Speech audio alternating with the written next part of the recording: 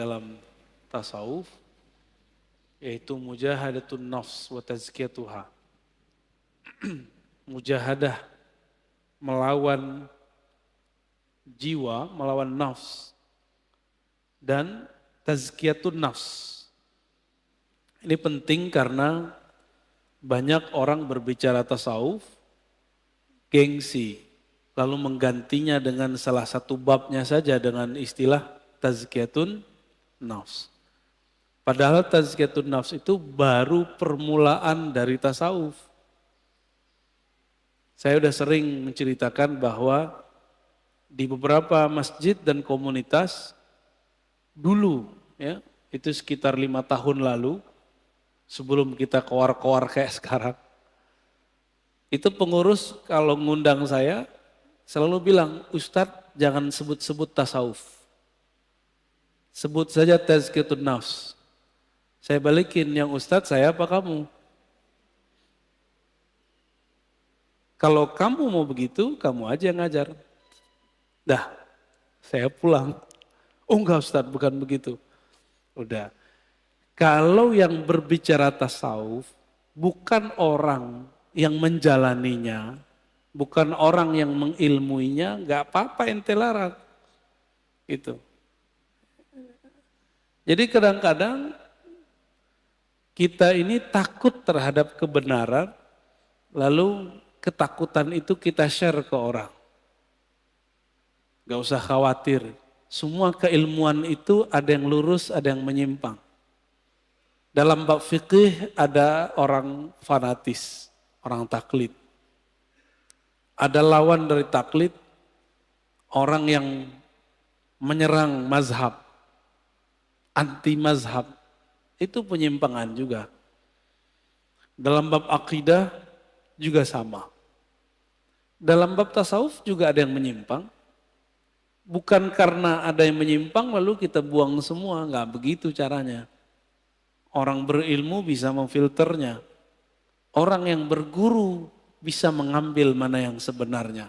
Insya Allah. Alhamdulillah kita dari dulu punya masyaikh, punya guru yang membimbing kita untuk ini.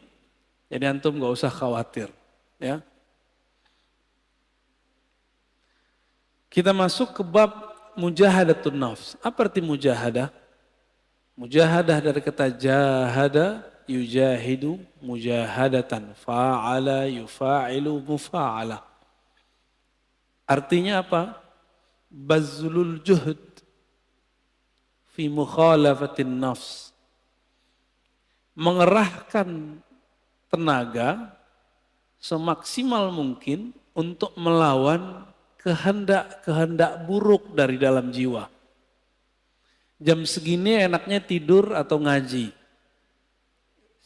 Menurut badan nih. Tapi batin Bapak maunya ngaji.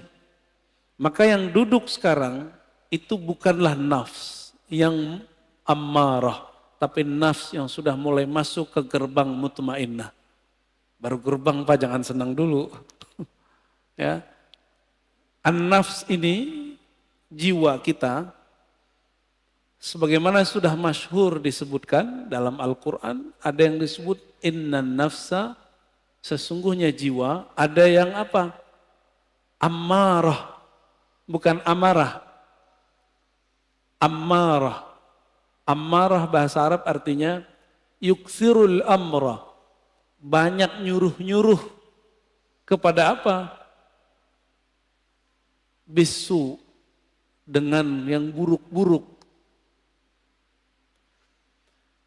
Jam 3 enaknya tahajud atau molor. Molor ya. Itu normal. Normal itu. Tapi mujahadatun nafs itu melawan sisi normal manusiawi. Menjadi di atas itu. Yang gak pernah tidur, yang gak pernah capek itu siapa? Malaikat.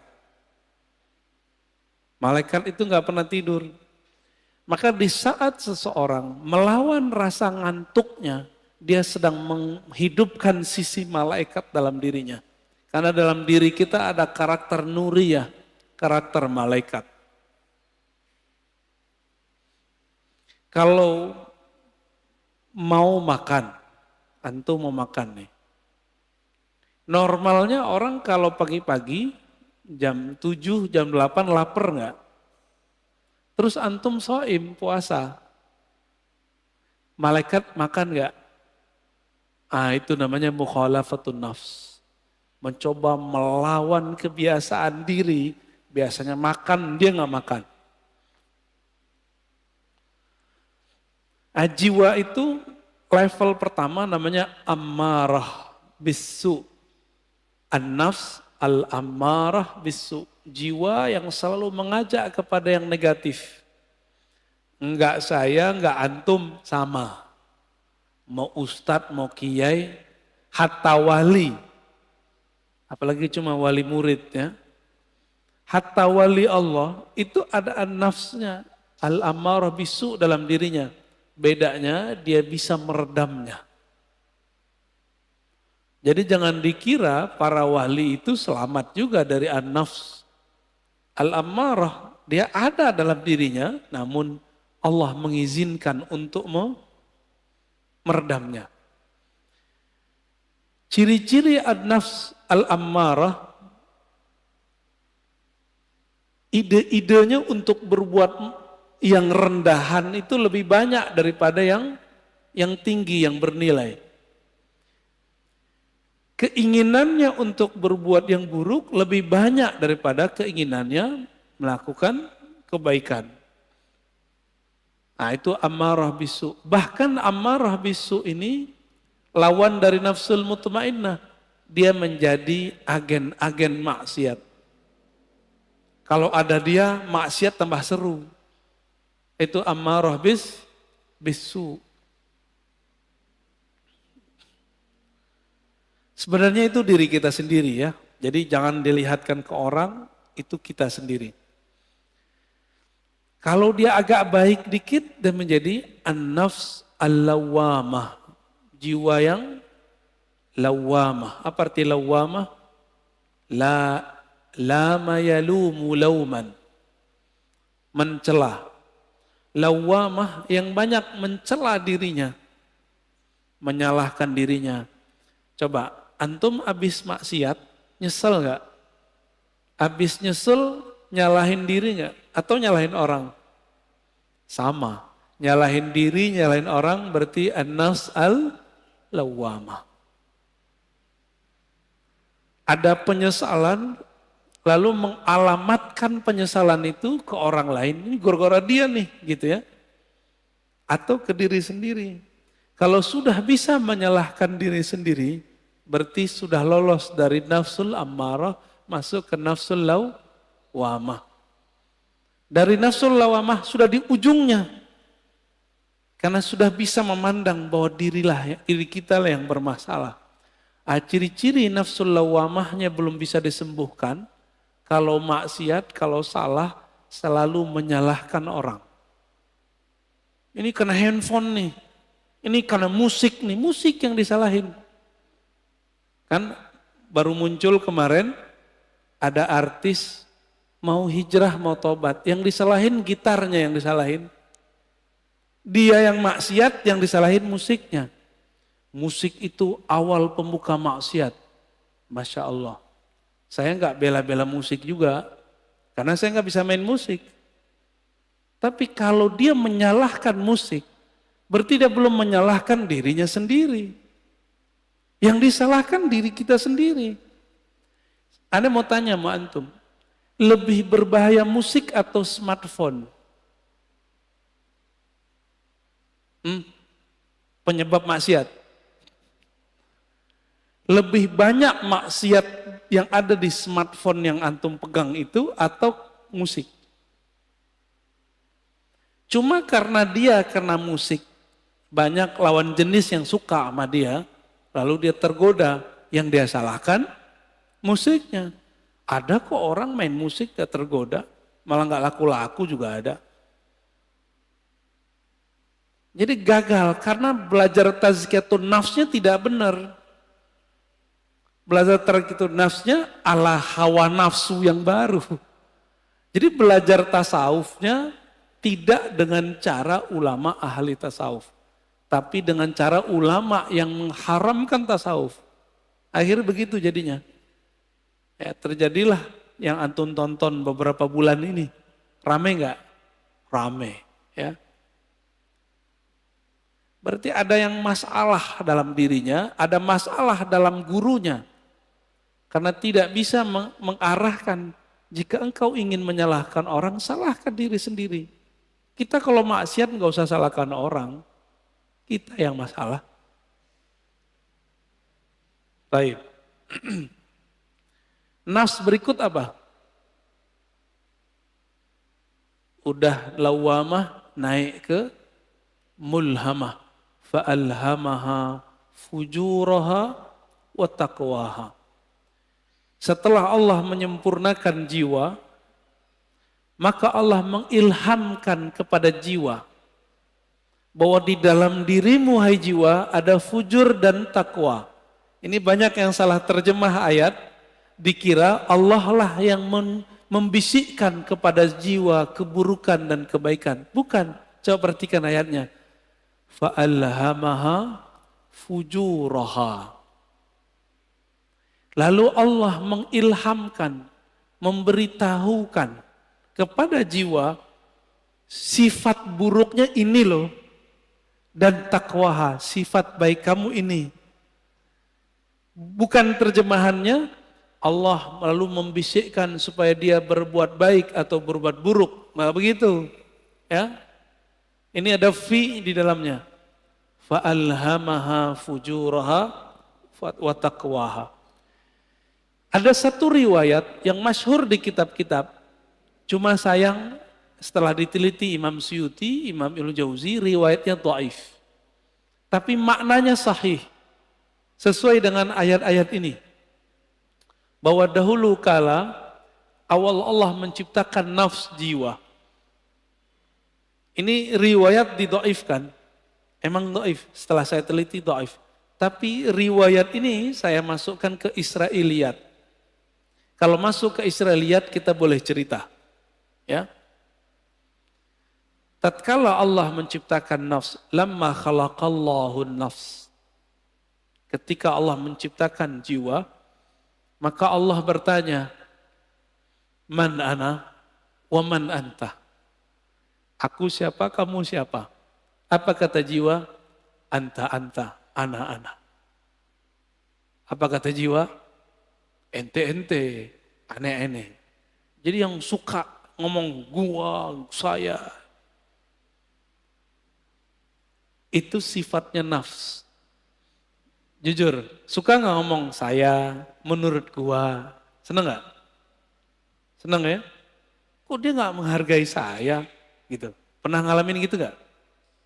Ya, kok dia nggak menghargain aku? Nah, ada perasaan begitu dalam berinteraksi? Berarti nafsnya lagi on, Pak. Lagi on itu. Ditanya lagi, man anta? Wa man ana? Siapa kamu? Siapa aku? Sama jawabannya. Aku, engkau. Makanya sifat egois itu sifatnya nafs, bawaan nafs. Jadi nafs ini itu dulu pernah Allah Subhanahu wa taala celupkan kepada bi'iruz zulumat, ke dalam kegelapan syahwat. Masing-masing kita punya, Pak. Walaupun soleh-soleh nih kayaknya, berjenggot, berkopiah, bergamis, bersarung, nafsu kita sama-sama jelek. Mau saya, mau antum sama. Ya, jadi nggak usah putus asa ya, biasa aja. Siapa tahu antum lebih mulia dari aneh.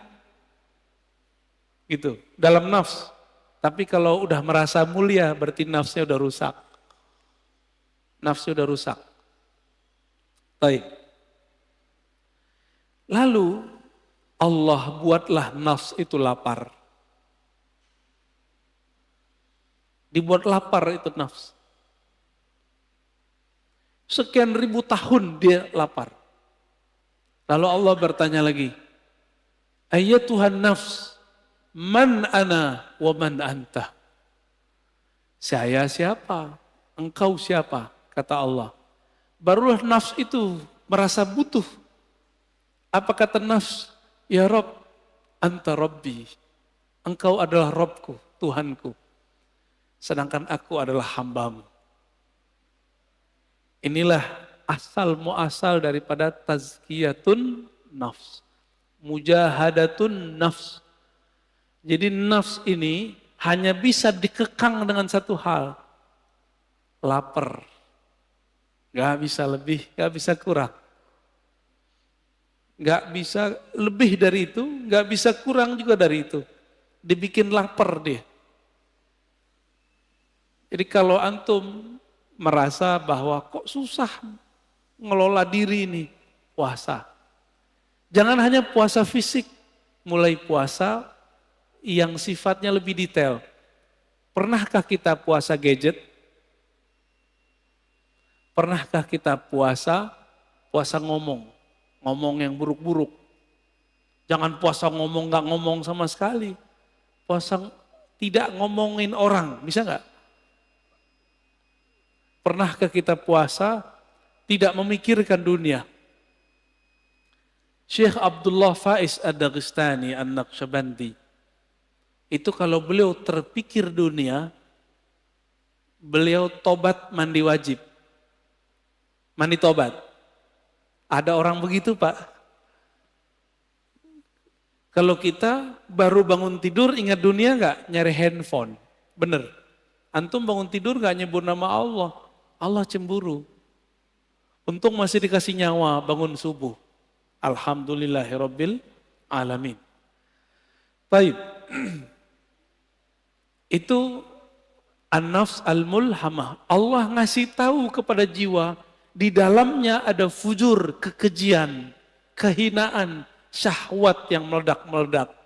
Dan juga ada taqwaha, ada nilai baiknya. Maka sampai nanti, sampai kita mati, ini gak akan selesai. Walaupun sudah naik jadi nafs mutmainnah. Maka jangan pernah merasa aman dari diri kita. Saya nggak pernah merasa diri saya aman. Apalagi udah sok-sok suci, doain orang lupa doain diri sendiri. Aku doakan kalian husnul khotimah, dia lupa sama dirinya sendiri. Baru tobat dari musik, udah sok menggurui orang lain. Dia belum tobat daripada egonya. Baru hijrah beberapa bulan, udah berani menggurui orang lain. Lupa menggurui dirinya. Lalu melihat orang lain yang melakukan hal masa lalu dia dengan pandangan hina. Kita agak sedih dengan orang-orang begini. Ya. Sedih dengan diri kita sendiri. Kok kita mau juga nonton orang begitu? Ya. Baik. Inilah gerbang mulhamah. Jika dia sudah mengenal sisi buruknya dan juga mengenal sisi baiknya. Kira-kira kalau orang berakal ngikutin yang mana? Karena dia sudah tahu di dalam dirinya ada sisi buruk, dia tidak menyesali putus asa kalau terjebak pada maksiat. Emang dari sononya udah begitu? Fa'alhamaha fujuraha wa taqwaha. Memang karakternya nafs ini begitu. Dia mengikuti yang rendah-rendah, fujur. Ada yang halal, maunya yang haram. Emang begitu kita. Maka Bapak Saudara makan Allah, kalau kita sudah tahu, coba lihat filosofinya. Kenapa Allah tidak pertama kali mengatakan fa'alhamaha taqwaha wa fujuraha. Tapi yang dimulai apa? Fujur dulu baru taqwa. Walaupun secara bahasa Arab, wow itu artinya setara. Tapi secara makna, apa kata Imam Syafi'i? Ibda bima bada'ahullah. Imam Syafi'i itu kalau ketemu ayat, susunan, maka beliau mengatakan, mulailah memperhatikan dari mana Allah memulai. Itulah rahasianya. Bahwa orang itu pasti muncul dulu fujurnya, kekejiannya. Jangan-jangan saya lebih keji daripada antum kan? Kan gak tahu juga. Jangan-jangan yang berbicara ini lebih hina daripada yang mendengarkan. Tapi jangan putus asa. Allah itu ngasih tahu bahwa diri kita hina, kalau kita terjebak jangan putus asa. Kita punya sisi yang takwa. Disebut tobat. Gitu. Maka orang-orang yang bertobat dari masa lalunya, dengan menyalahkan dirinya sendiri, tidak menyalahkan orang lain, lalu mentazkiyah dirinya, membersihkan dirinya, baru kemudian membicarakan yang lain. Orang ini sudah mulai naik ke makom berikutnya. An-nafs al-mutmainnah. Jiwa yang tenang. Lalu bagaimana cara supaya jiwa itu bisa dibersihkan? Maka kita katakan, mujahadah itu nama sekolahnya. Kurikulumnya namanya tazkiyatun nafs. Bisa bedain. Tasawuf itu nama kampungnya. Jadi tidak ada namanya tazkiyatun nafs kalau tidak bertasawuf. Nggak akan ada, Pak. Oh, ini sudah ada sebelum tasawuf. Iya, tapi itu spiritnya tasawuf. Tazkiyatun nafs itulah yang disebut dengan taubah. Tazkiyatun nafs itu disebut dengan taubat. Dimulai dengan tazkiyah nafs itu dengan cara puasa, tobat, ya, tobat dari dosa. Jadi kalau kita turunkan tasawuf, mujahadatun nafs, apalagi tazkiyatun nafs, begitu modelnya. Jadi kalau ada orang mengajak kajian tazkiyatun nafs, tapi tidak memulai dengan tasawuf, gimana kurikulumnya? Pasti ada halalnya. Pasti ada kelemahan-kelemahannya. Kayak gitu modelnya. Ya, karena nggak tahu petanya tadi, dimulai dari jiwa yang 4. Ammarah, lawamah, mulhamah, baru masuk mutmainnah. 4 aja udah cukup dulu sebelum yang 3 yang lain. Jadi taubat itu bukan saja dengan cara mencela maksiat kita. Taubat itu dengan cara tazkiyah, itu pertama. Lalu tahliyah yang kedua. Apa arti tazkiyah? Membersihkan diri dari yang kotor. Kita kalau mau sholat, tubuh kita kotor. Kita langsung sholat atau mandi dulu?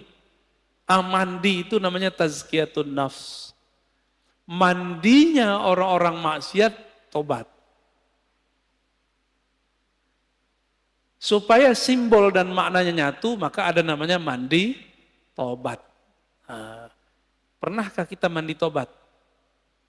Maka mulai pagi ini, coba Bapak sekali sehari niat kalau mandi itu mandi tobat. Mau ngamalin? Ya. Jadi ketika kita mandi, kalau mandi tobat berani nggak pakai celana? Maka pakai kain basahan. Kecuali antum bukan mandi tobat. Pakai kain basahan atau pakai celana kita mandi. Cara mandinya gimana? Mulai dari wudhu. Lamain di kaki, siram kaki kita dulu. Udah siram kaki, mulai pundak. Baru kepala. Niatkan, ya Rob, ampuni dosaku. Jadikan dosaku hanyut seperti hanyutnya daki-daki di badanku dengan air ini. Dalam hati kita ngomong. Itu cara mandi tobat. Dulu mandi tobatnya cuma diajarkan di surau-surau, zawiyah-zawiyah. Ini sekarang kita bagiin aja lah. Ya. Lama amat antum mau jadi orang bener. Kita juga lama menjadi orang bener. Dulu harus ngaji dulu. Nah, sama-sama belajar bener kita. Ya. Mau ngamalin ya? Sama-sama kita amalkan mandi tobat. Bid'ah itu Ustaz, ya makan aja tuh bid'ah itu. Ini udah diamalkan banyak ulama. Dari mana dalil mandi tobat? Teman-teman, orang masuk Islam mandi nggak? Dianjurkan mandi nggak? Bener. Maka ada mandi dari kafir masuk Islam. Dari situ ulama kita ngambil, kita sudah Islam. Melakukan maksiat, udah tahu lebih gede nggak dosanya? Lebih gede dosanya. Maka secara batin lebih kufur. Masuk lagi ke ranah iman, kita mandi lagi. Dari situ dalilnya. Ya. Jadi mandi tobat bukanlah bid'ah, mandi tobat adalah sesuatu yang lebih sunnah daripada mandinya orang kafir masuk Islam. Orang kafir masuk Islam wajar, dia tadinya kafir, sekarang masuk Islam. Kita ini sudah Islam, tapi melakukan kerjaan orang-orang kafir. Lebih kufur enggak? Lebih wajib enggak kira-kira mandi tobatnya? Menurut saya itu lebih wajib, ya. Coba mandi tobat. Ini amalan para wali Allah. Para wali Allah itu teman-teman, sahabat-sahabat karena Allah, amalan intinya itu tobat. Tobat itu adalah praktek tazkiyatun nafs. Ini ada orang ngaji tazkiyatun nafs tapi nyalahin ini, nyalahin itu nggak benar tazkiyatun nafsnya.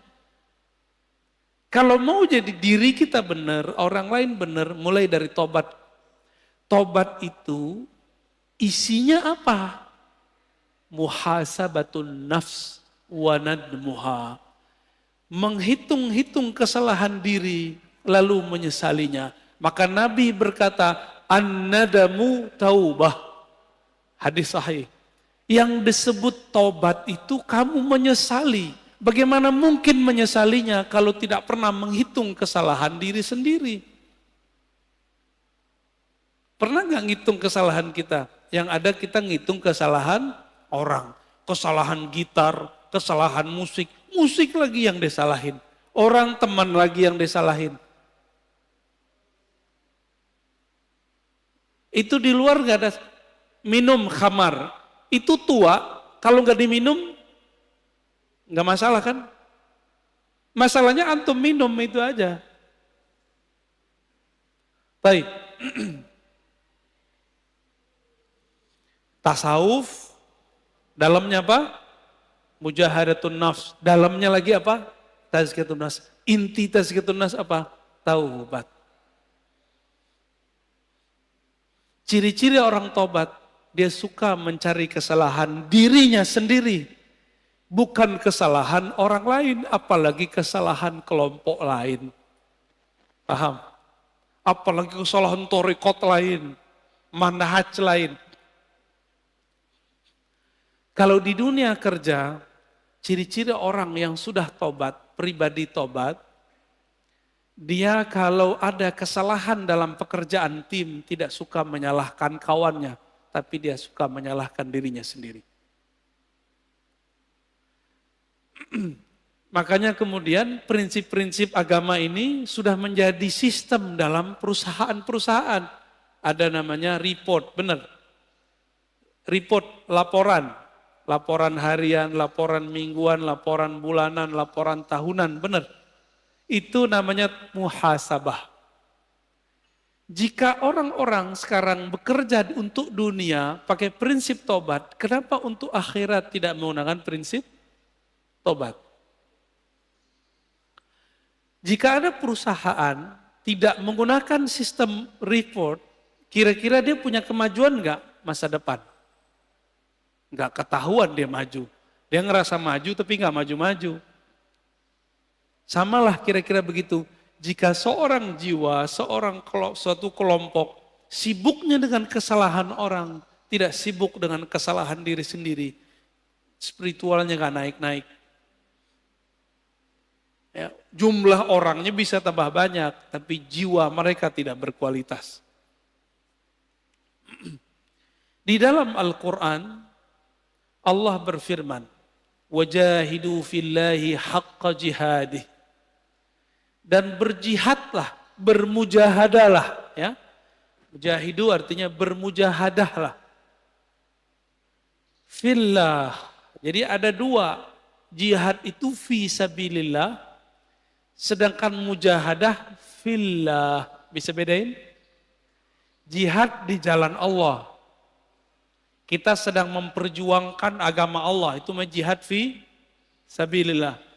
Tapi kalau kita sedang melawan diri sendiri, itu namanya jihad fillah.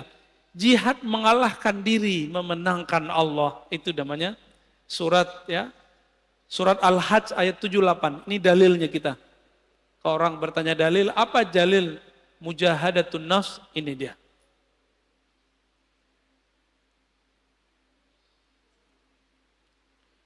Dan dalam surah Al-Ankabut ayat 69 Allah berfirman, "Walladzina jahadu fina lanahdiyannahum subulana." Orang-orang yang bermujahadah, yang bersungguh-sungguh melawan dirinya untuk mendapatkan ridho kami. Lanahdiyannahum subulana. La di situ bukan la tidak, tapi sungguh. Sungguh ada nun taukid di belakangnya. Sungguh aku akan bukakan jalanku, akan tunjukkan subulana. Maka teman-teman, jalannya mujahadah itu banyak. Kalimatnya di sini subul. Apa arti subul?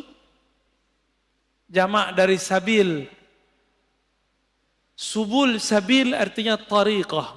Subul sama dengan turuk, artinya jalan-jalan. Banyak jalan. Berarti jalan untuk memperbaiki diri itu lebih dari satu. Tidak hanya satu tariqah, bisa banyak tariqah. Tidak hanya satu manhaj, tapi banyak manhaj. Adapun ayat yang mengatakan la tattabi'us subul, jangan ikuti jalan-jalan, itu maksudnya jalan kemusyrikan.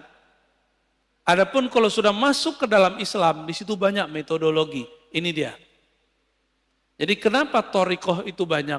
Beda sahabat, beda thariqah. Sayyidina Umar itu kalau beliau salah, puasa 40 hari, tidak tidur 40 malam. Ada yang kuat thariqatnya Umar? Ada yang kuat thariqat Umar? Bid'ah enggak? Pernahkah Nabi mengajarkan kepada Umar, "Hai Umar, puasalah kamu 40 hari, janganlah tidur 40 malam." Ada enggak dalilnya? Pernah enggak Nabi ngomong?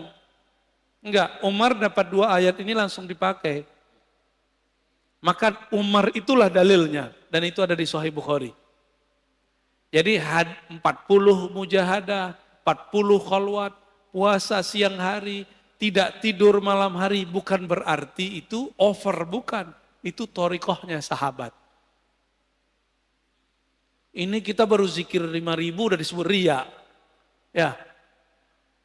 Kita baru kemudian gak tidur malam hari disebut berlebihan. Umar tiap malam gak bisa tidur. Karena dia merasa bersalah kepada Rasulullah Sallallahu Alaihi Wasallam. Ilmu tazkiyatun nafs ini hanya ada di thariqah sufi. Sekarang banyak orang menyerang thariqat sufi.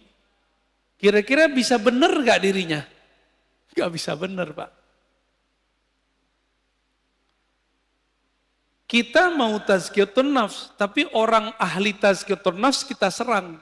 Bisa benar gak kita? Gak bisa benar. Ya. Tasawuf itu ada menyimpang. Kan kita udah jelaskan dari awal. Tidak hanya di kalangan sufi, di kalangan ahli fikih aja ada penyimpangan. Di kalangan ahli hadis aja ada penyimpangan. Apalagi di kalangan sufi. Lalu gimana supaya tidak menyimpang? Maka ilmu itu mesti bersanad kepada ahlinya. Selesai masalah sebenarnya. Bolak-balik situ aja Pak. Ya. Ini perintah bukan? Wajahidu fillahi haqqa jihadih. Surat Al-Hajj 78. Bermujahadahlah kamu melawan dirimu untuk menemukan Allah. Dengan haqqa jihadih. Dengan perjuangan yang sebenar-benarnya. Ini wajib bukan? Ini bukan sunat, Pak. Maka bertasawuf itu wajib atau sunat? Tidak ada tasawuf tanpa mujahadah. Tidak ada mujahadah tanpa tazkiyatun nafs. Itu namanya tasawuf. Berarti tasawuf wajib atau bukan? Wajib Kak? Jadi jangan ngomong lagi tasawuf itu sunat. Bertasawuf itu wajib. Dalilnya ini ayatnya. Ma la yutimmul wajib illa bihi fahuwa wajib. Sesuatu kewajiban, ya, nggak bisa kita capai kecuali dengan satu metode atau sekian metode. Maka metode ini wajib ditempuh, wajib dipilih. Ini yang disebut dengan subulana, jalan-jalan kami. Ya, sudah mulai paham? Tapi biasa, mungkinkah Allah membiarkan jalan suci ini aman? Gak mungkin. Maka Allah titipkanlah, ya, ujian bagi orang-orang yang sedang bermujahadah di jalan tasawuf, supaya mereka meragukan tasawuf. Ragunya lewat ustadz juga, karena ustadznya ngomong pakai dalil juga. Bahwa tasawuf itu bid'ah, tasawuf itu dari Buddha, tasawuf itu dari Brahmana, tasawuf itu dari Kristen. Yang ngomong begitu kan orientalis. Giliran orientalis ngomong ente percaya. Giliran kita yang muslim ngomong ente nggak percaya. Yang paling lucu musim maulid ini mau maulid, ya. Benar mau maulid. Yang bilang maulid pertama kali dibuat orang Syiah kan orang Syiah. Salafi mengkafirkan Syiah. Tapi giliran informasi tentang maulid ini mereka ambil. Mereka percaya kepada orang kafir bahwa maulid ini dari Syiah. Padahal kita ahlus sunnah itu juga punya data sendiri. Bahwa maulid itu bukan dari Syiah. Bukan dari Yesus. Ini yang paling lucu. Selevel Syekh Soleh Fauzan, imam salafi sekarang di Saudi, itu menganggap maulid Nabi itu sama dengan memperingati kelahiran Yesus. Nyambung nggak? Ada nggak antum yang memahami maulid Rasul Sallallahu Alaihi Wasallam itu sama dengan kelahiran Tuhan? Ada nggak? Nggak ada kita yang begitu. Itu ilmu namanya ilmu su'uzon. Jadi manhaj mereka itu kita ganti istilahnya. Manhaj su'uzoniyah. Ya. Bukan manhaj salafiyah. Su'uzon tiap tahun dijawab, nggak aja puas. Tahun lalu kita udah bales, ini mau mulai lagi nih. Siap-siap ntar ya, bulan maulid. Ini so far Ustaz ya. Oh bulan maulid terame lagi. Jangan antum kira kita jawab sekarang nanti mereka adem lagi enggak. Tahun depan lebih gawat lagi. Tahun berikutnya lebih gawat lagi. Apa kata Syekh Soleh Fauzan? Aneh masih mending bilang dia Syekh ya. Mereka udah enggak bilang kita Ustadz, Buya, Kiai. Enggak masalah. Kita enggak mau dianggap sama mereka. Kita mau dinilai oleh Allah Subhanahu wa ta'ala. Apa kata dia? Ini tasyabbuh dengan orang-orang Masihi, orang Kristiani. Kalau tasyabuh menyerupai orang Kristen itu dalam akidah kita kan kafir. Kafir dong pelaku maulid. Maka kalau baca ayat Qul ya ayyuhal kafirun itu isinya orang-orang maulid ya. Nauzubillah min dzalik. Membawa ayat suka-suka. Dan kebetulan kebenaran pelaku maulid kebanyakan orang-orang tarekat sufi. Orang Betawi itu dulu gurunya sufi Pak. Makanya di kampung-kampung Betawi nggak ada namanya bulan seri bulan maulid sama Ramadan dua aja. Tiap bulan ada maulid, bener nggak? Tiap bulan ada barzanjian, tiap bulan ada dibaan, tiap bulan baca syaraful anam. Karena setiap hari Senin mereka mengingat ada kelahiran Nabi Sallallahu Alaihi Wasallam. Dianggap itu Syiah. Ya. Allahumma sholli ala Muhammad.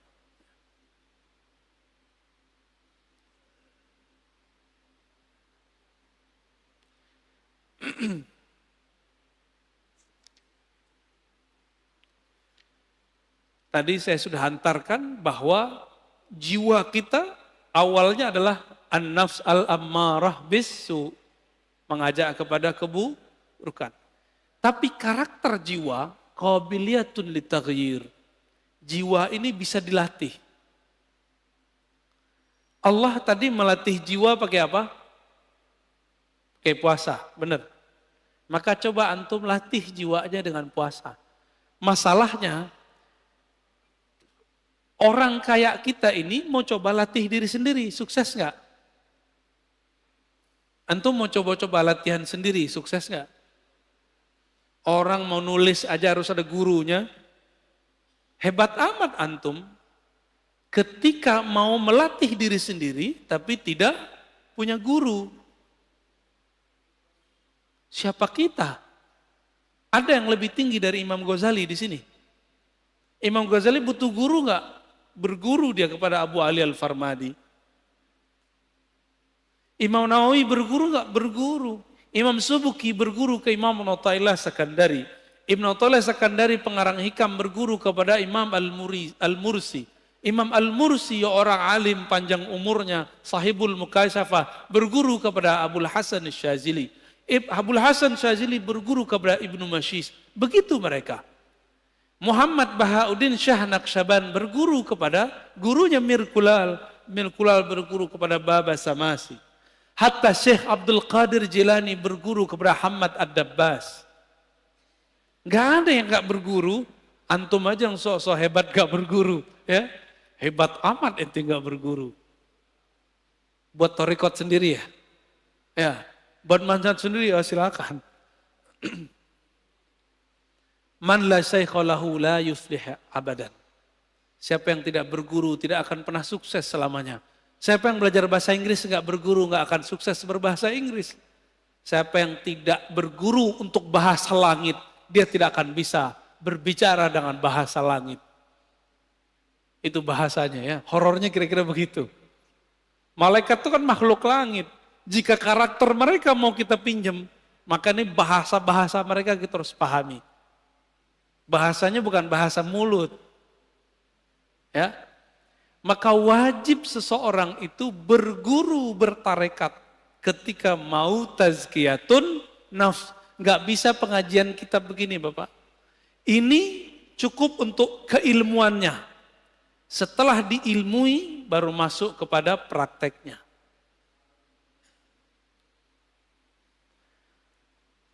Beda orang, beda masalah. Ada sahabat Nabi datang mengatakan, "Ausini ya Rasulullah." Wahai Rasulullah, tolong ajarkan aku. Apa kata Nabi? La taqtab, jangan marah. Wahai Rasulullah, aku pengen yang lebih. Apa kata Nabi? Jangan marah. Sampai 3 kali. Falakal jannah, pasti masuk surga. Datang orang lain bertanya, "Wahai Rasulullah, apa amalan terbaik?" Nabi menjawab, "It'amut ta'am." Kamu memberi makan. Datang orang yang lain. Wahai Rasulullah, apa aman paling tinggi? Nabi mengatakan, al-imanu billah, percaya kepada Allah. Berarti beda orang, beda cara. Inilah dalil kenapa thariqah itu banyak. Paham? Ustadz saya pusing, kenapa di sono ada Tijaniyah, di sono ada Idrisiyah, di sono ada Naqsyabandiyah, di sono ada Samaniyah, di sono ada Syaziliyah. Di sana ada Qadiriyah. Kenapa? Memang dari nabinya sudah begitu. Antara Sayyidah Aisyah beda thariqah dengan Sayyidah Juwairiyah dan Safiyah. Sayyidah Aisyah thariqatnya thariqat ma'rifat, ngaji. Sayyidah Safiyah thariqatnya thariqat zikir. Makanya Sayyidah Safiyah dan Juwairiyah dia punya biji-biji 4.000 dan Nabi tidak pernah membid'ahkannya. Nabi cuma melihat orang ini istrinya sudah naik makom, maka ada zikir yang ngitung, ada zikir tanpa menghitung. Enggak seperti kelompok sebelah bilang ini menghitung bid'ah. Enggak ada di lafaz hadisnya bid'ah. Malah Nabi biarin itu ya. Sedangkan Sayyidah Aisyah thariqahnya ngaji. Maka Aisyah itu kalau di rumah debat mulu. Debat sama Nabi. Masa sih Rasulullah terturun lagi ayat. Jadi karena Aisyah tuh banyak ilmu turun. Jadi kadang-kadang Ustadz Kiai ini kalau punya istri cerewet dikit bersyukur. Nanti ilmunya keluar. Apalagi wali ya. Wali itu ujian paling beratnya istrinya sendiri. Serius. Ya. Waliullah itu ujian pertamanya istrinya. Antum tahu Sayyidina Umar itu waliullah bukan? Waliullah bukan? Ada yang meyakini Umar bukan wali, pasti Syiah. Sayyidina Umar di rumah itu dikata-katain bininya. ente nih wali, kira-kira begitu. Masa Amirul Mukminin begini? Enggak beres ngurus umat. Dikata-katain sama bininya. Dia pasrah aja, dibiarin aja.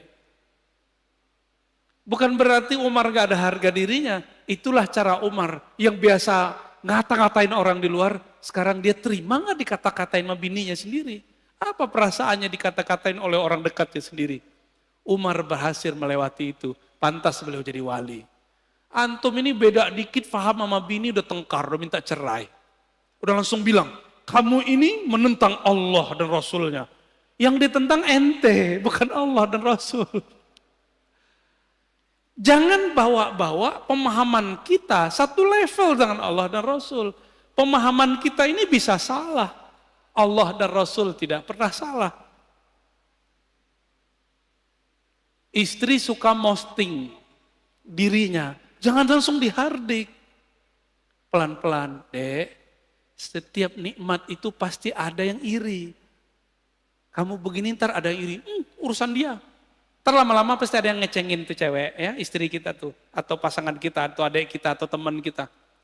Nanti dia sadar sendiri. Lama pelan-pelan aja. Kamu kalau tidak take down itu foto, video, saya jatuhkan talak 1. Gak begitu caranya. Gak begitu caranya. Allah aja pelan-pelan mendidik nafs. SP1, ya kan? Wahai nafs, wahai jiwa, aku siapa, engkau siapa. Sampai yang ketiga baru dididik, dikasih ancaman. Gak dikasih makan. Begitu caranya ya. Jadi jangan main SP aja baru ngaji berapa kali. Baru santri kilat, belum santri beneran. Udah belagu aja kayak santri ya. Antum belajar torikotnya sih bagus, antumnya gak bagus. Jangan bawa-bawa kemurnian torikot itu menjadi standar kita. Ya. Man zayyana zahirahu bil mujahadah, hassanallahu sarairahu bil musyahadah. Guru Imam Abul Qasim Al-Kushairi, namanya Abu Ali Ad-Daqqaq. Abul Qasim Kushairi ini punya murid Abu Ali Al-Farmadi. Abu Ali Al-Farmadi punya murid namanya Ghazali dan Yusuf Al-Hamadani. Yusuf Al-Hamadani umurnya panjang, ilmunya sama dengan Ghazali.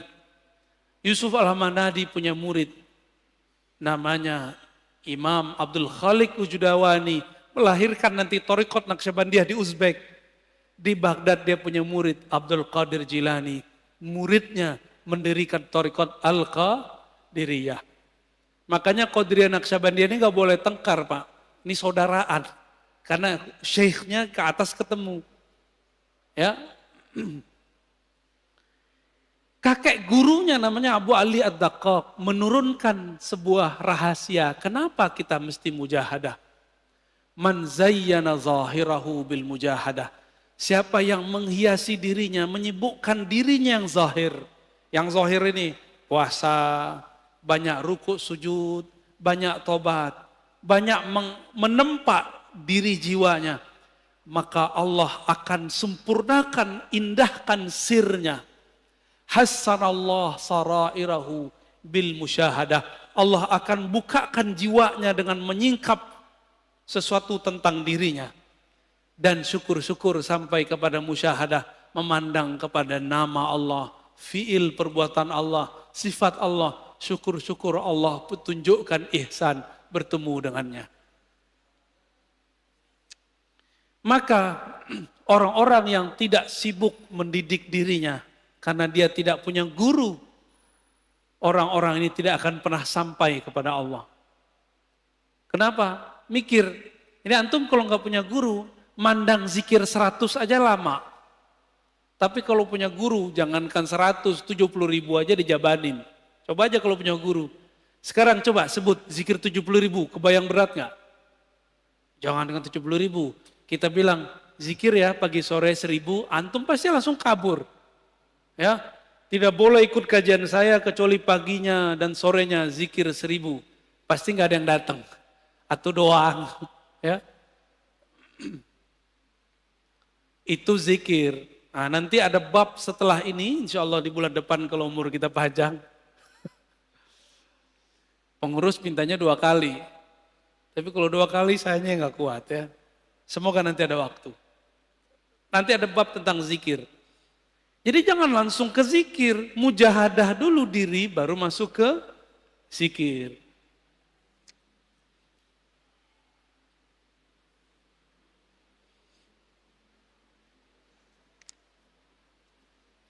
Semua ulama ahlullah sepakat. Jalan menujunya dimulai dengan mujahadatun nafs. Melawan diri sendiri. Tadi udah paham? Di dalam mujahadah ada apa? Tazkiyatun nafs. Dalam tazkiyatun nafs ada apa? Taubat. Maka at-taubah bidayatut tariq ilallah. Taubat itu spirit dari tazkiyatun nafs adalah awal dari membuka jalan menuju Allah. Siapa yang tidak mulai dari jalan ini, maka dia tidak akan sampai kepada Allah. Mata tolong hati-hati hijrah. Hijrahlah fikrah dengan pemahaman yang benar. Hijrahlah mazhab dengan mazhab yang sahih. Hijrahlah thariqah. Dari thariqah nyalahin orang, sekarang nyalahin diri sendiri. Dari thariqah memandang aib orang, memandang aib diri sendiri. Disebutkan di kitab ini bagian terakhir yang mau kita katakan. Orang yang di dalam dirinya masih ada aib, pasti memandang orang lain dengan aib. Ini rumus. Man kana fi nafsihi aibun yara fi ghairihi aiban. Siapa yang melihat dirinya, yang tidak melihat dirinya punya aib, yang tidak sadar ada kesalahan dalam dirinya, pasti dia akan menyalahkan yang lain. Maka saya ini banyak aib, makanya saya masih sering nyerang-nyerang kelompok sebelah ya. Tapi kita kenapa nyerang kelompok sebelah? Karena kita diserang bertubi-tubi setiap hari, setiap saat. Maka ini wajib hukumnya. Karena hukumnya difa'un nafs. Memperjuangkan pemahaman kita yang kita terima dari masyaikh yang bersanad kepada Rasulullah. Insya Allah bukanlah aib. Menurut antum, aneh ketika Rod mengkritisi kelompok sebelah yang mengkafir-kafirkan pelaku tawassul, yang membid'ahkan amalan kita, menurut antum itu sibuk dengan aib orang atau gimana? Enggak, saya tidak meniatkan itu. Saya ketika menanggapi kelompok yang menyalah-nyalahkan ulama kita, saya meniatkan untuk memperkuatkan diri kita dan jamaah kita. Ya, bukan mau cari-cari lawan. Mereka yang cari lawan. Kita dari dulu ibadah tenang-tenang aja kok ya. Maulid tenang-tenang aja. Zikir tenang-tenang aja, tiba-tiba mereka datang nyalah-nyalahin. Sekarang kita ngomong membalas, mereka tuduh memfitnah. Benar gak? Berarti yang playing victim siapa? Itulah sikap psikopat ya, manhaj psikopatiyah. Nauzubillah min dzalik. Gak pernah mau salah ya. Gak pernah melihat diri ini bermasalah. Baik, cukup Ustaz? Dah. Dan teman-teman di ujung kita katakan, tidak ada orang yang aman. Kenapa? Karena qalbu hamba baina isba'ain min asabi'ir rahman. Di antara jari-jari Allah. Kalau ini jari, kan bebas-bebas mau diapa-apain. Maka jangan pernah merasa sok suci. Ya. Setiap hari antum harus menuduh diri sendiri, bukan menuduh orang lain. Maka ciri-ciri orang yang sudah lolos tazkiyatun nafs level 1, dia sudah mulai menuduh, jangan-jangan aku nih yang masalah. Ya. Maka di akhir beliau mengatakan, apa kata beliau? Al-mujahadah aslun min usulit tariq as-sufiyah. Mujahadah itu adalah pokok ajaran sufi. Wa man haqqaqal usul nalal wusul. Siapa yang membaguskan usulnya, pokoknya, dia akan tangguh cepat sampai kepada tujuannya. Wa man tarqal usul hurimal usul. Siapa yang goyang pondasinya, usulnya, pokoknya, dia tidak akan pernah sampai. Biarlah mesin mobil kita, ya mesin lama yang penting jalan. Daripada mesin baru nggak pernah jalan. Biarlah mobil tua, tapi bertahap ya. Bertahap sampai. Daripada mobil bagus tidak pernah diajak berjalan. Ya. Maka tubuh ini mari diajak mujahadah. Mulai hari ini mujahadah, zikir pagi, zikir sore, cari guru. Cari syekh mursyid yang bisa mendidik jiwa kita. Yang dia juga tidak pernah menyalahkan orang lain. Yang dia fleksibel seperti Nabi. Jika orang ini datang diajarkan dengan zikir A. Jika orang ini datang zikirnya A tapi jumlahnya tidak sebanyak B. Jika orang ini datang kemudian beliau pun lebih fleksibel. Begitulah ciri-ciri al-mursyid kamil mukammil. Dia bisa memahami muridnya, bukan pengen dipahami muridnya. Wassallallahu ala Muhammad. Fadhal. Bismillahirrahmanirrahim. Alhamdulillahirrahmanirrahim. Terima kasih Buya atas materinya. Alhamdulillah. Mudah-mudahan dapat menambah wawasan keislaman kita di pagi hari ini dan bisa mengamalkan kita di kehidupan sehari-hari. Kita masuk ke sesi tanya jawab, Buya. Ada yang bertanya, yang pertama, antara hawa nafsu itu duluan mana, Buya, yang diciptakan oleh Allah? Dan perbedaan hawa dan nafsu itu apa, Buya? Itu yang pertama. Yang kedua, apakah ayat Quran surah Al-Fajr yang potongannya ya ayyatuhan nafsul mutmainnah irji'i ila rabbika radiyatan mardiyah, apakah ayat ini termasuk salah satu doa, Buya? Iya. Hawa itu artinya kecondongan.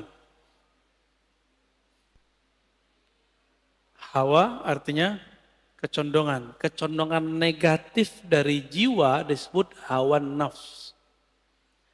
Maka orang yang menahan jiwanya supaya tidak condong, bahasa Arabnya nahan nafs. Wa man nahan nafsa anil hawa. Siapa yang menahan hawanya, kecondongannya kepada yang buruk dari dalam jiwa. Jadi hawa ini mengarah kepada fujur. Apa arti fujur? Kekejian. Siapa yang mampu mengendalikannya, maka bagi dia surga. Surga itu isinya ketenangan-ketenangan. Coba rasakan puasa, waktu berbuka senang enggak?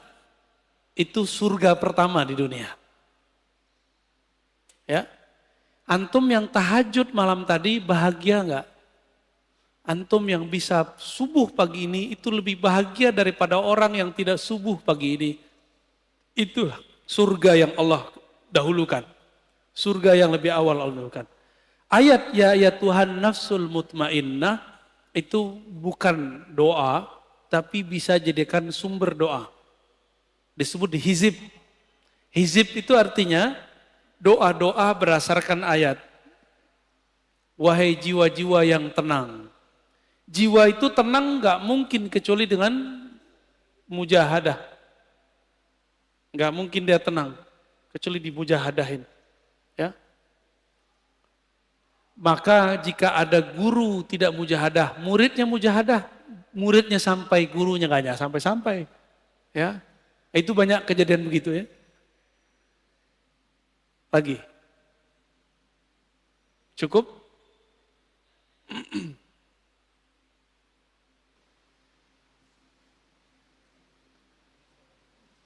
Assalamualaikum warahmatullahi wabarakatuh. Assalamualaikum.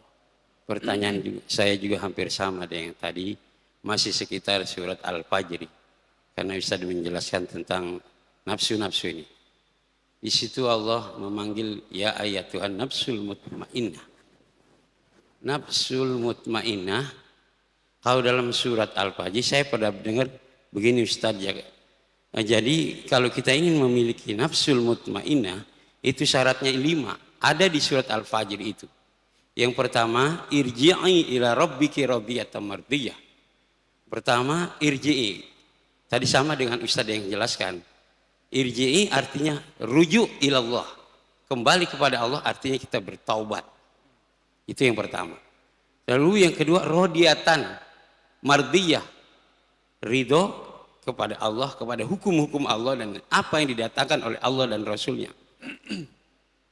Terus yang selanjutnya fadakhuli fi ibadi, masuklah kamu ke dalam golongan hamba-hambaku.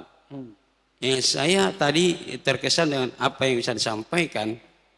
Kalau kita ingin menjadikan tazkiyatun nafs ini harus punya guru, artinya berarti harus punya apa itu namanya, masuk ke dalam suatu golongan tadi torikoh ya Ustaz ya. Tadi kalau Ustaz bilang kalau yang ngaji begini aja sama Ustaz itu belum cukup, Ustaz bilang begitu, ya kan? Berarti kan saya atau kita semua harus punya guru atau punya kelompok toriko yang mengajarkan, membimbing kita sehingga kita menjadi tazkiyatun nafs dan zikir dan lain sebagainya. Iya. Barulah nanti yang terakhir wadukhuli jannati. Setelah itu masuklah ke dalam surga. Itu yang finishnya di situ, wadukhuli jannati. Ustaz, sekarang tadi kita kalau hanya ngaji begini-begini saja, kata Ustaz itu belum termasuk apa itu namanya usaha mujahadah ya Ustaz ya. Terus gimana kita ini udah berumah tangga, udah repot ya. Kalau kita umpamanya rutin berzikir, rutin masuk apa itu tadi ada gumi begitu, kayaknya terlalu apa ya Ustaz. Sedangkan agama tidak memberatkan ya. Itu. Terus pertanyaan saya yang kedua, saya lihat sekarang ini anak-anak muda Ustaz, kalau ada Habib itu mereka semangat sekali. Mereka semana aja dia paranin. Dia datangin Ustaz. Yang ngikutin itu acara-acara Habib itu. Apakah itu sudah termasuk dia masuk torika itu Ustaz? Dengan zikir-zikirnya dan lain sebagainya.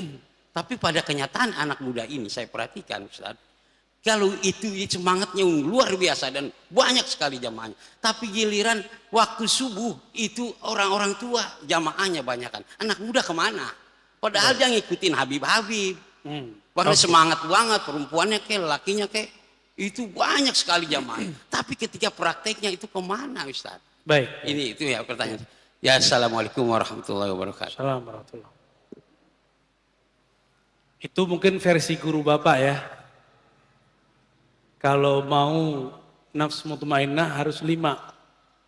Kalau versi guru saya, 5 berikut itu dari nafs mutmainnah mau naik lagi. Yang dipanggil tuh nafs mutmainnah. Bukan supaya jadi mutmainnah irji'i, bukan. Udah dipanggil, dia sudah mutmainnah dulu, baru dipanggil. Yang dapat undangan kepada Allah itu jiwa yang tenang. Jadi bagaimana supaya jiwa tenang? Bilju' dia mujahadah. Bil mujahadah, itu aja. Supaya qalbu tenang bizikrillah, dengan zikrullah. Maka 2. Supaya an-nafs ini tenang, mujahadah, qalbunya dizikirkan. Udah dapat tuh. Ini aslani min usulit tariq. Jadi mungkin beda guru kita Pak ya, nggak apa-apa kan? Ya. Karena kalau dia sudah tenang, terus dibilangin kamu supaya tenang kembali ke Allah, turun lagi. Gitu. Sekarang dia sudah tenang. Sudah nafs mutmainnah. Kalau sudah tenang, baru dipanggil kehadirat Allah. Dipanggil kehadirat Allah, disuruh gabung dengan hamba-hamba Allah. Jangan nafsi-nafsi, jangan sendiri-sendiri. Nggak ada orang usul kepada Allah sendiri. Ya, makanya setelah nafs mutmainnah adanya nafs radiyah. Habis itu ada nafs mardiyah, ada nafs kamilah. Jangan dibalik, ya itu kurang pas menurut saya ya. Terus jangan sibuk dengan aib orang. Kalau ada anak muda senang sama habaib, alhamdulillah. Subuhnya belum bangun, yang penting dia udah ngaji duluan. Emang antum bisa jamin besok bisa subuh? Kan gak bisa jamin. Jadi kalau ada anak muda senang ngaji sama habaib, kita katakan alhamdulillah. Semoga besok ngaji sama habaib subuhnya masuk. Kita sibuk dengan aib kita sendiri. Kalau ada anak muda udah cinta habaib, itu udah bagus Pak. Dapat syafaat dari baginda Nabi SAW. Karena hadisnya jelas, ahibbu ahla baiti, hubban li. Cintai, itu dua hal yang masalah. Jadi jangan karena dia nggak bangun subuh, lalu kita batalkan cinta dia kepada habaib. Gak nyambung. Itu dua fan yang berbeda, babani mukhtalifani. Dua bab yang berbeda. Cinta ke habaib, syai. Dia udah bisa cinta, sholat subuhnya belum bisa on time. Kita tarbiyah mereka. Gitu caranya yang benar ya. Jangan kita salah-salahin. Kasihan Pak, anak muda udah mau tobat, pasti kita salahin aja ya. Ustadz harus masuk torikot. Kita ini kok udah repot. Ya salam. Hidup ini akan repot terus Pak. Kapan orang itu tidak repot? Kalau dia irji'i ila rabbik. Irji'i itu pulang harus lewat jalan. Jalan itu namanya torikoh. Mau sibuk sampai mati dengan urusan keluarga? Ya, silakan. Mau sibuk sampai mati dengan kerjaan? Silakan. Kul tamatta'u bighaizikum. Allah katakan begitu. Suka-suka kalian. Suka-suka kalian. Allah kasih kebebasan. Bahkan Allah mengatakan, fa'budu ma syi'tum. Kalau kalian mau sembah selain aku boleh. Fa'budu artinya kalau kalian mau mengabdikan diri bukan kepadaku silakan. Enggak ada masalah sama Allah. Allah enggak butuh kita kok. Torikoh itu metode. Bapak ini dari dulu ngeluh semua. Kok enggak bisa khusyuk? Jalan khusyuk cuma bertorikoh Pak. Kalau enggak kusut terus persoalan keluarga di bawah sholat. Betapa kurang ajarnya kita kepada Allah. Urusan kerjaan kita bawa sholat. Bapak ini mau ketemu pimpinan. Tapi masalah keluarga dibawa ke pimpinan. Sopan enggak? Kita bisa konsentrasi mencari fulus yang bakal kita tinggalkan. Tapi tidak bisa mengkonsentrasikan diri untuk menuju Allah Subhanahu wa ta'ala. Guru saya ngajak murid-muridnya belajar torikot. Guru saya umurnya 82 saat itu. Murid-muridnya umur 60-70. Udah ngaji dari umur 25-an. Apa kata guru saya? Ayo belajar torikoh yuk. Jawaban yang umur 70 apa? Nanti aja Pak Kiai kalau udah tua. Lah dia gak ngeras tua Pak. Kita akan sibuk di rumah Pak Kiai. Buya, kita sibuk di rumah. Ternyata jawaban dia semenjak umur 25. Sekarang umur 75 dia gak sadar kalau dia sudah tua. Seorang ibu-ibu minta diajarin zikir, kita kasih zikir. Zikirnya cuma 100. Apa kata dia? Ustadz saya kan sibuk. Ibu umur berapa? Saya umur 70-an Ustadz. Lah ibu karyawati. Ibu pramugari. Enggak, itu sibuk apa? Bengong juga dia. Kita ini sok sibuk. Yang kedua, antum mengira bertorikoh itu meninggalkan dunia. Bukan. Bertorikoh itu nyatu dengan dunia secara fisik. Tapi batinnya dengan yang maha batin. Alam ini zahirnya Allah. Batin kita apakah sudah dengan batinnya Allah? Itu torikoh. Kesadaran bahwa kita sedang dengan yang maha zahir, batin kita dengan yang maha batin, kesadaran itu namanya torikoh. Dan caranya nggak seperti yang antum bayangkan, harus puasa sekian hari. Itu mau jadi ahli kebatinan namanya. Jadi torikoh itu beda orang beda cara, nggak saklek. Oh, kalau sama Kiai Fulan puasa dulu sekian hari, mutih. Enggak. Mungkin kita beda guru kali ya. Guru aneh kalau ngajar torikoh itu sederhana sekali. Dilihat kita masih kecil, umur 13 tahun, diajarin zikir yang ringan-ringan. Kamu zikir ini anak, ya pagi sore. Tapi setiap kali saya zikir, saya hilang Pak. Umur 15 mulai dikasih zikir yang mulai ada angkanya besar, dilatih. Di umur 18 tahun sudah kuat, zikir 70.000 segala macam. Bahkan umur-umur segitu. Antum sekarang udah umur 40, 50 masih ngomong begitu. Apa kata Imam Junaid? Di kitab ini tadi saya lupa bacain. Wahai anak muda, ya ma'syaras syabab, latihlah jiwamu sebelum tua. Latihlah badanmu sebelum renta. Karena nanti kalau badanmu sudah tua, sudah renta, kamu tidak sempat lagi mengikuti jalur-jalur ulama salafus soleh seperti saya ini. Itu Junaid tiap malam gak bisa tidur, tahajud mulu, dia gak bisa tidur. Kalau tidur, dia kemudian menghukum dirinya. Enggak berlebihan, itu biasa untuk Junaid. Sekarang saya kasihan, miris lihat anak muda hari ini. Tua-tua juga sama, mau tidur pakai handphone, Torekot Samsungia, Oppoia, Applewia.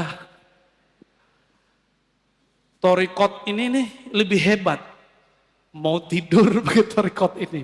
Bangun tidur, yang pertama dicari, itu lagi. Kenapa orang bisa tahan? Karena ada yang dilihat. Antum rajin-rajin mujahadah. Nanti Allah bukakan kolbu. Lebih asik dari ngelihat YouTube. Namanya mukasyafah, musyahadah. Lebih asik dari baca kitab. Lebih asik. Semoga sampai. Cukup ya? Ada lagi? Yaudah ya. Udah banyak minta pulang Pak. Ya fadal terakhir ya.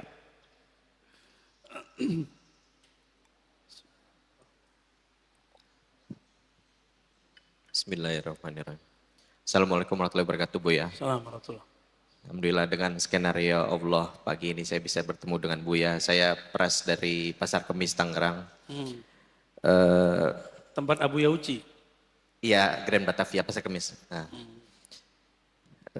saya juga mengucapkan terima kasih kepada Buya telah membawakan cermin kepada saya sehingga saya baru menyadari saya berpakaian seperti ini saya malu rasanya dengan perbuatan maksiat dulunya gitu. Cuman saya sedang belajar untuk memantaskan diri di hadapan Allah. Ada dua pertanyaan yang saya ingin tanyakan Buya. Yang pertama, bagaimana menempatkan nafsu dalam amaliyah diri? Yang kedua, adakah tips atau cara pada saat muhasabah kita tidak terjebak dalam perenungan dosa? Mungkin itu saja Buya yang ingin saya sampaikan. Assalamualaikum warahmatullahi wabarakatuh. Assalamualaikum. Nafsu itu jangan dikasih kendor. Karena ayatnya waman nahan nafsa. Siapa yang menahan jiwanya dari kecondongan fujurnya. Jangan dikasih kendor. Jangan masker doang yang bilang jangan kendor. Ini masker jangan kendor. Giliran nafsu dibiarin. Nafs itu tidak hanya itu. Nafs itu ada zahir, ada batin. Zahirnya nafs makan, pengen terlihat lebih baik depan orang. Batinnya nafs pengen dihargai, pengen dianggap alim, pengen menggurui orang, tidak mau digurui. Ini hati-hati. Masih ingat iblis? Iblis itu nafsnya pengen minta dihargai. Bahasa Arabnya istakbaro. Jadi istakbaro itu bahasa halusnya pengen dihargai. Bukan saya pengen dihargai, tapi emang harusnya begitu. Ah, ini hati-hati. Orang-orang yang tersinggungan mulu hidupnya, hati-hati tuh. Jangan-jangan antum melihara kiber, salah satu karakternya nafs. Hati biasanya pengurus masjid kena ujian begitu tuh. Pengurus masjid, guru-guru, syekh-syekh, kiai-kiai, pejabat-pejabat, atau mantan pejabat. Dia mantan masih pengen dihargai seperti pejabat. Namanya post power syndrome, tahu? Ya, dia dulu ngurus masjid, sekarang kan bukan. Itu di banyak masjid saya ketemu begitu Pak. Di banyak masjid, saya nggak tahu masjid sini ya. Dinamikanya mungkin 11-12 lah, bener. Ya, sama lah. Karena masjid ini tempat nyembah Allah. Setan nggak mau diem Pak. Dia bikinlah pengurus tekar sama pengurus. Antum yang tengkar, kena udah. Kalau berbeda boleh, tengkar ya nggak boleh. Berselisih itu rahmat. Yang nggak boleh itu takhasum. Bermukhosamah. Mulai kemudian orang kalau udah mukhosamah tengkar, nyari kesalahan orang nggak? Ada beberapa masjid udah kayak partai politik Pak. Mau milih ketua itu udah pakai, waduh ya salam, udah ada tim sukses segala. Ada grup baru lagi. Ya salam. Semoga Masjid Nabawi seperti Nur Nabi Sallallahu Alaihi Wasallam berselisih untuk maju, bukan berselisih untuk bertengkar. Amin. Nafs ini fiha lazzah. Hawa nafsu itu ada lezatnya. Ini saya ngomong begini, itu ada nafsunya. Kalau saya menikmati ngata-ngatain orang, maka saya niatkan kalam saya ini ngata-ngatain diri saya sendiri. Pahit loh Pak ngata-ngatain diri sendiri itu. Enggak enak banget ngata-ngatain diri sendiri itu. Maunya dia mau ngata-ngatain orang mulu. Enggak mau muhasabah diri, maunya menghisap orang mulu. Itu karakter kita, itu karakter nafs itu. Berarti antum sudah bagus tuh pertanyaannya. Saya gitu ya, dengan pakaian begini merasa nggak pantas. Emang nggak pantas Pak. Cuma meskipun kita bukan orang soleh, kita mau meniru orang soleh walaupun hanya pakaiannya. Semoga dengan meniru pakaiannya nanti akhlaknya pun nempel ke tubuh kita. Kalau akhlaknya sudah nyampe, semoga karakter kolbiahnya juga masuk ke dalam diri kita. Nah ini, jadi gimana caranya? Jangan kasih kendor. Kasih kendor, kasih sanksi. Allah itu memberi sanksi nggak kepada jiwa ketika dia tidak mau mengakui Allah sebagai Rabb? Dikasih sanksi, nggak dikasih makan. Maka antum yang lalai kepada Allah, kasih sanksi, matanya nggak boleh tidur. 1 jam, kurangi zikir, baca Quran, sholat. Harus disangsi diri kita ini. Diberikan dia hukuman, disiplin. Masa orang ada disiplin kerja mencari dunia, tapi dia nggak disiplin kerja untuk akhirat. Orang yang tidak sukses di masa tuanya dunia karena dia masa mudanya tidak disiplin. Sepakat? Benar? Bapak, kenapa saya bisa baca kitab apa saja sekarang? Karena saya disiplin dulu di umur, mulai dari umur 15 tahun saya belajar baca kitab. Jadi telat belajar kitabnya. Kawan-kawan mungkin umur 12 sudah mulai hafal Alfiyah. Saya belajar itu umur 15. Karena saya tahu ini ilmu mahal, nggak pernah kita tinggal lagi. Kuliah pun, ketika orang tua saya mengatakan, nak cari kerjaan, bapak susah. Saya bilang, Pak, apapun, tolong beasiswain saya 4 tahun. Dan benar-benar Pak, saya 12 tahun mendidik nafs saya untuk tidak pacaran. Ya, itu 12 jam setiap hari. Enggak hura-hara ke sana sini, sibuk baca buku masuk. Jadi merbot di pesantren, azan, kadang-kadang imamnya nggak ada, kita jadi imam. Yang paling gawat apa?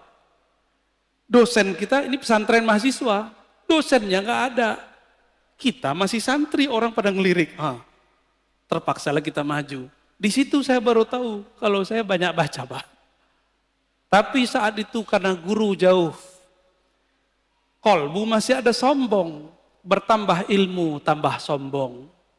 Bertambah bacaan, bertambah belagu. Itu saya alami dulu.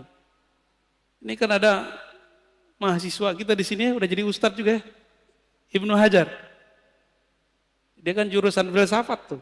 Ya, 11-12 lah kayak dia dulu. Bertambah baca kitab, bertambah sombong. Jadi saya kalau baca kitab dulu niatnya mau debat orang. Serius Pak. Jadi kalau baca ngapal hadis, saya niatin untuk debat salafi. Kalau baca kitab akidah, mau ngelawan Syiah, liberal. Kalau baca kitab filsafat, mau ngalahin orang-orang yang sok-sok ngomong filsafat. bener-bener dulu. Nggak ada yang bener. Kenapa? Di kolbu ada kiber. Di dalam jiwa ada karakter sombong yang belum dibenerin. Ketika bertambah sholat, bertambah sombong. Inilah yang terjadi pada orang baru hijrah jadi ustadz. Dirinya belum diberesin, apalagi mu'alaf. Bertahun-tahun dia makan haram. Sekarang mu'alaf dikasih panggung, nggak mau jadi santri. Sedangkan serigala, hewan ternak, hewan buas yang ada dalam dirinya belum dididik. Jadi tazkiyatun nafs ini, kalau bahasa guru saya dulu, saya masih ingat Syekh Maulana Muhammad Nuruddin Al-Khalidi An-Naqsyabandi, lalu Syekh Hasan Basri Jalil Al-Qadiri As-Samani, apa kata mereka? Tazkiyatun nafs itu sama dengan mendidik anjing galak dalam hatimu, dalam jiwamu. Kamu itu sama, bahkan lebih jahat daripada anjing. Saya digitu-gituan sama guru saya dulu. Kamu itu lebih nakal daripada babi. Lebih jorok otaknya, seksnya daripada babi. Lebih sombong daripada monyet. Lebih sombong daripada binatang-binatang buas. Itulah kamu. Lebih nyala daripada anjing. Sekarang jadikan dia kerangkeng dia. Itu yang disebut dengan khalwat. Jadi berkhalwat itu untuk itu, Pak. Apa yang lakukan orang khalwat? Puasa, zikir, sholat, kurangin melek, kurangin ngomong, kurangin mikir, banyakin zikir. Tapi harus dengan ilmu, harus dengan syekh mursyid yang alim. Alim ilmu nafs. Kalau enggak terhalu, ngaku jadi Tuhan kayak Ahmad Musodek atau ngaku jadi nabi ya. Ahmad Musodek jadi nabi dia. Itu prestasi orang Betawi, Pak. Ada nabi dari orang Betawi satu ya. Lumayan, nabi ke-26. Baik, terjawab ya. Tentang nafs. Udah. Apa yang kedua tadi?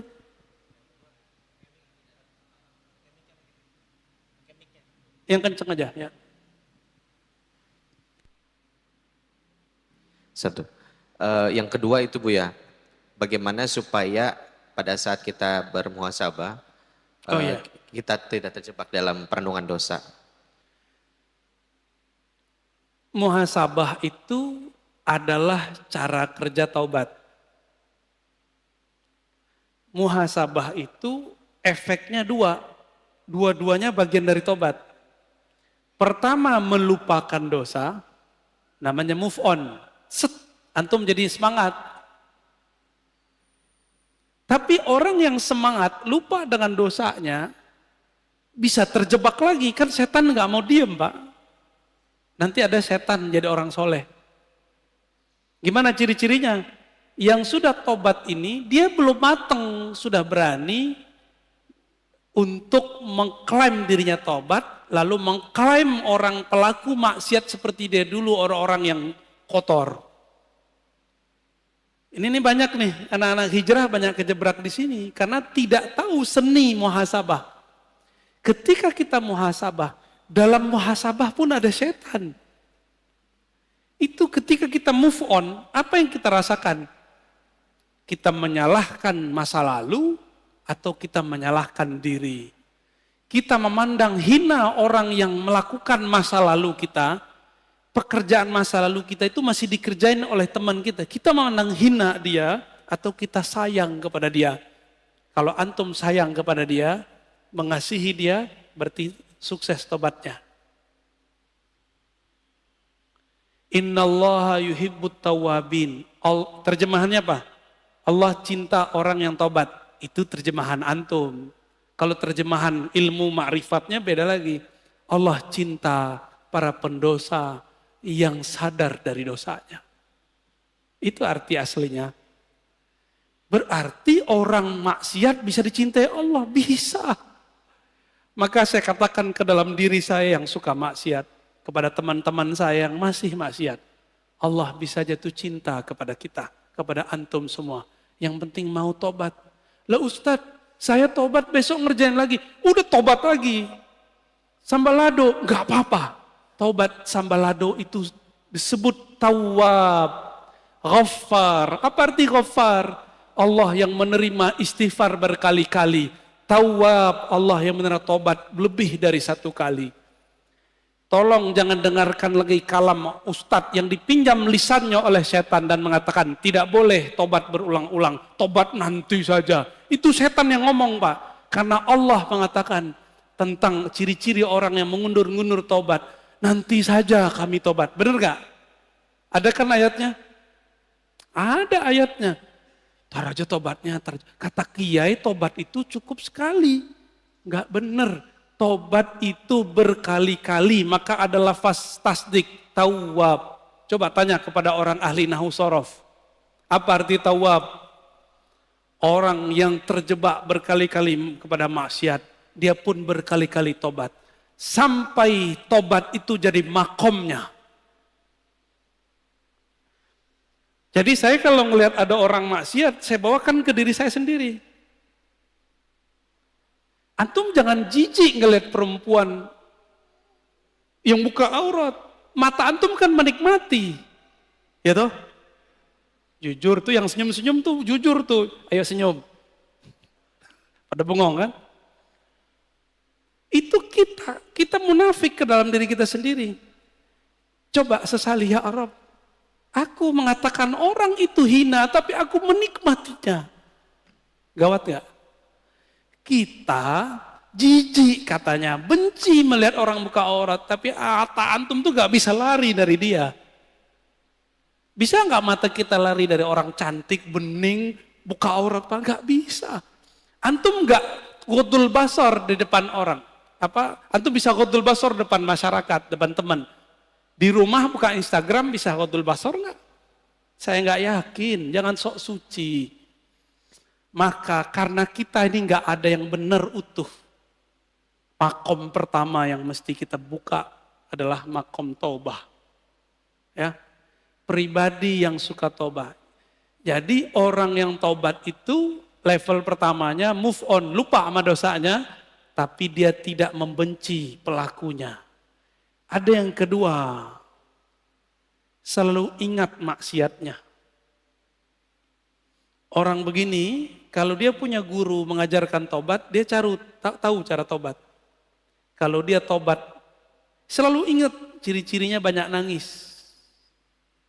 Banyak merindingnya. Kalau ingat begitu, selalu ingat dirinya yang hina. Orang begini nggak sempet mikirin orang. Jadi kenapa ada orang hijrah, habis itu ngata-ngatain temannya, padahal baru kemarin sore hijrah. Berarti dia hijrah baru pakaian dan fikrahnya. Belum nafsnya. Bisa paham kenapa teman antum sekarang musuhin antum. Kenapa teman kita dulu, teman-teman ngopi bareng, ngafe bareng, sekarang malah ngajak berantem terus di grup. Malah gak mau lagi semajelis. Itu karena dia baru di sini hijrah, tapi di dalam ini belum hijrah, apalagi kolbunya ya. Mana ada orang ahli zikir sibuk posting video ya enggak? Cukup lah ya. Baik teman-teman, cukuplah ayat ini. Waman jahada fina lanahdiyannahum subulana. Mau sampai kepada Allah, mujahadah.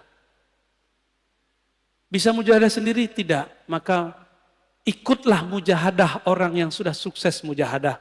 Disitulah perlu bertorikoh. Maka torikoh perlu direvisi, diinovasi setiap masa, walaupun namanya sama. Torikohnya Naqsyabandiyah, tapi ada revisi di dalamnya. Zikirnya gak perlu direvisi, tapi metode mujahadahnya direvisi. Qadiriyahnya direvisi, jangan kaku bertorikot. Bukankah Syekh Abah Anom juga merevisi? Bukankah Syekh Ahmad Khatib Sambas juga merevisi? Dari 2 torikot digabung jadi 1.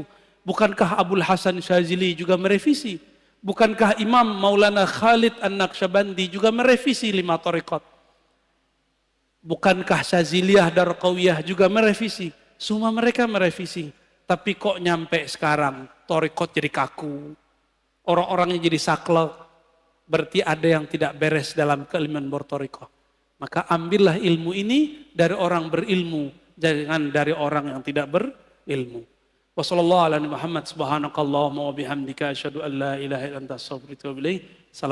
warahmatullahi wabarakatuh. Masih ada waktu salat syuruk ya, silakan. Alhamdulillah.